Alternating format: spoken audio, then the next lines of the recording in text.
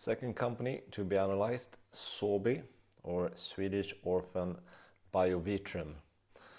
This is a biotech company specializing in orphan drugs, and if you don't know what that is, it's more or less rare disease. So it's not going to be diabetes or cancer, things you probably never heard of. And this goes for the medicine they're selling, Elocta, Orfadin, Kineret, lots of stuff you never heard of probably. And so instead of focusing on what they do, let's focus on the pure numbers. And if you compare the third quarter of 2016 to the third quarter of 2015, the total revenue increased by 50%. And more or less everything else also increased. They are growing in all aspects. And that makes it really strange to see the stock price in the third quarter 2015 was trading up and down, of course, but it spent a lot of time in the 120 kroner area. And this Friday it was at 96, so it actually went down.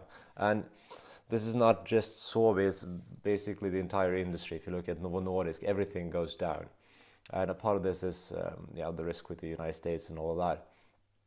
But still, I think it's a little too big drop. If you look at the 96, this will give us a PE of 36, and the average for the industry is 45 according to börsdata.se. So kind of reasonably priced, even though a PE of 36 is kind of high.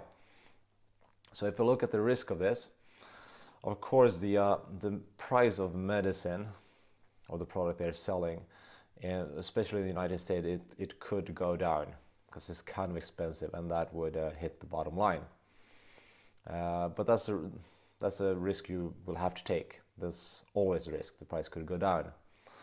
We also have two major inside sales of this company. The CEO, Jeffrey McDonough, sold 300,000 stocks, and he gives no apparent reason for why he sold. He said it's private financial reasons, so basically anything at all. And then we have the chairman, Bo Jesper Hansen. He sold 8 million stocks. So you never know why people are selling, but you could reason that probably there's not going to come in a big offer for someone to buy the entire company, because they would never have sold.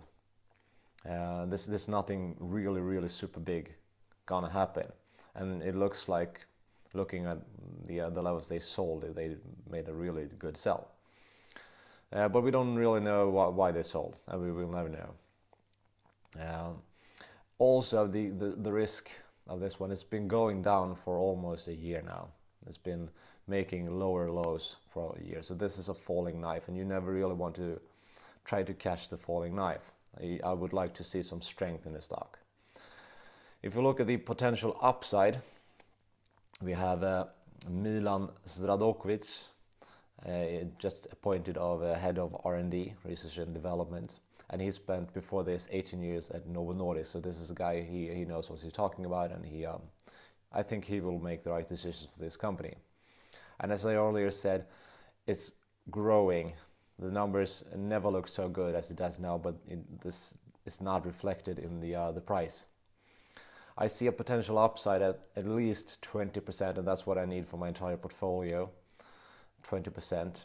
And the all-time high of this stock was almost 140 kronor, and it would be a 40% upside. And the company itself is way better now than it was when it was trading at 140 kronor. So I don't see why it couldn't go up there. So this is definitely on my watch list for companies to buy into my portfolio. But I'm going to see what happens. I have a month to find the right spot to buy, but this is definitely one of the candidates. So that's it for today.